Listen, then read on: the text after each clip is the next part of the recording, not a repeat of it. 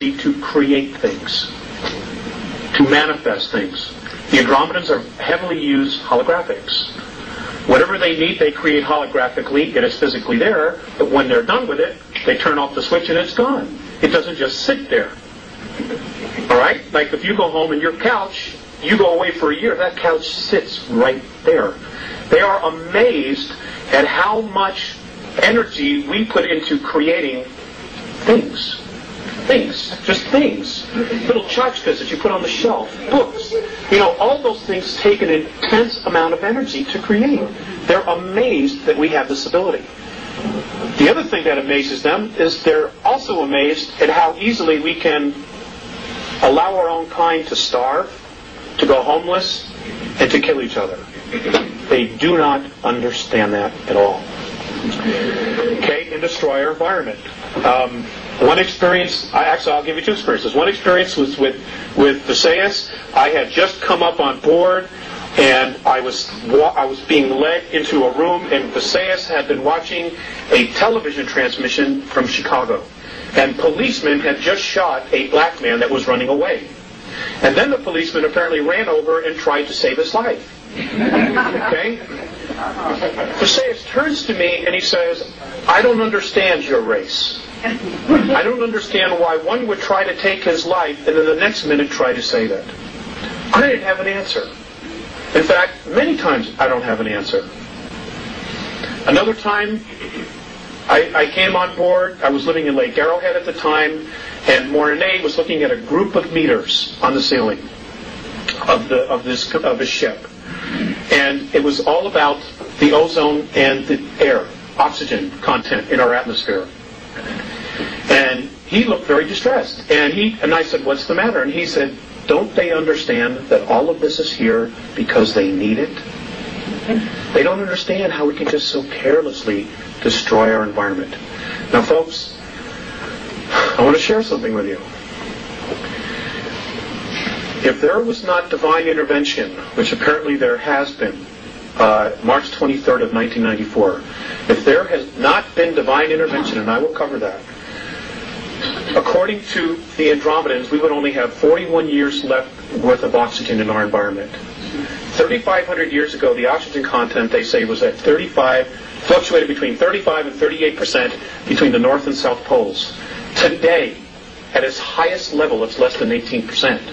Now, those of you who took biology, what happens to the human form when oxygen as a gas goes below 15%?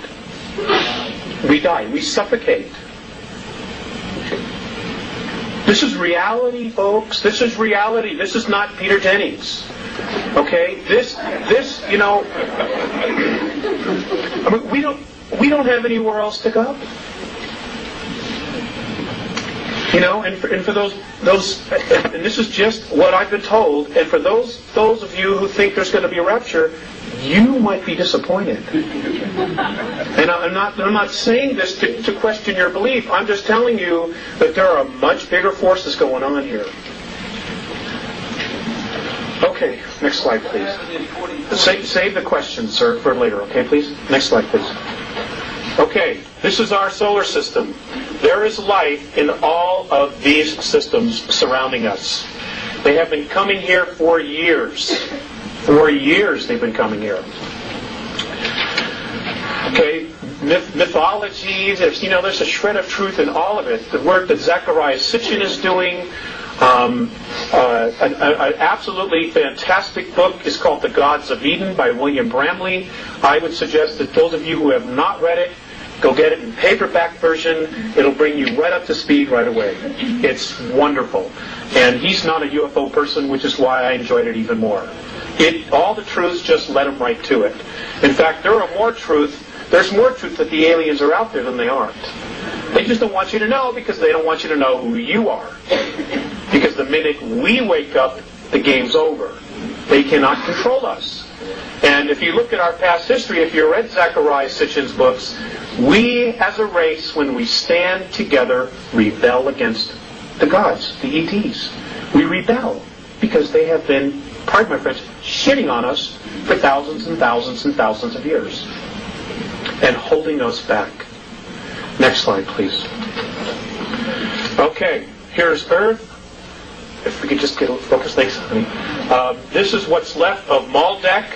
You know, the series of planets. The moon is not the only artificial. There are 9 artificial moons in our solar system, and I will share with you later what those are. I just want to cover a lot of information. Okay, next slide. Okay. Okay, this is the typical and traditional picture. Does that look focused to you? Yeah. Okay, maybe it doesn't. Okay. This is the traditional picture that we see of Earth. We got an awesome home, folks. It's one of the nicest ones around. But there are some things about our planet that have been withheld from us. For example, our Earth is, in fact, hollow. It is hollow. The next slide, I'm going to show you a NASA photograph that proves that there's an opening at the North Pole. Okay? You can find this photograph in a book called Our Violent Universe by Nigel Calder. It was first released in England, and I don't know how this one slipped through the cracks, but it did. Thank goodness. We are told that the gravity of our planet has to do with the rotation. According to the Andromedans and their science, the radiation of the sun is what causes gravity on planets. And any body, planetary body that is approximately 29.3 miles or larger is capable of sustaining gravity because of the radiations of the sun. Now, I realize that flies right in the face of what we've been taught. Well, again, I'm just here sharing with you. If you were to go from the surface, from downstairs the parking lot, go approximately 821 miles, you would reach a huge open cavern that does not literally have a sun in it, but apparently they are electrons, and as they go through the surface of the planet, they break down to their finest point, which is light.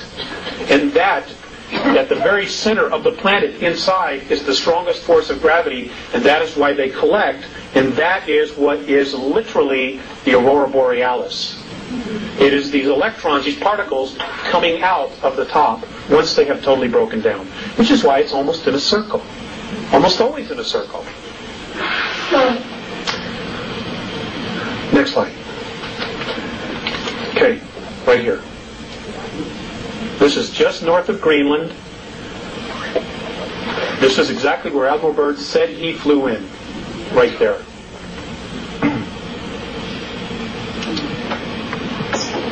This was taken in 1979.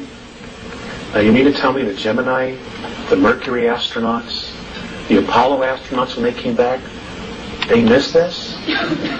I don't think so. I don't think so. If you can get your hands on the book, there's a color photograph. This is a photograph from the book. It is, folks, it's there. Whoops, there it is. It's there. Next slide, please. Okay, our moon. Our moon is quite the enigma. Apparently our moon was brought here 11,213 years ago. To be exact, in the month of March. What we know is the month of March. It came here as a base, okay, as a ship carrying ETs. They were coming here to colonize. They did, in fact, colonize. In fact, many of what's left of them are living underground in our planet from 100 miles to 200 miles beneath the surface. Now, I've gotten a lot of crap for talking about this, but I'm just not going to shut up. The beings that brought this satellite here to our planet in the last 25 years are responsible for over 31,000 children disappearing from the surface. And I don't know if you're paying attention, but over 100,000 children a year are vanishing from the face of the earth. And folks, they're being taken out of here. And the governments know. The world governments know. All right? And we're going to cover that. We're going to cover that. Next slide, please. Okay, did our astronauts really go there? I know that there's been a lot of talk that maybe they didn't go there because of anomalies.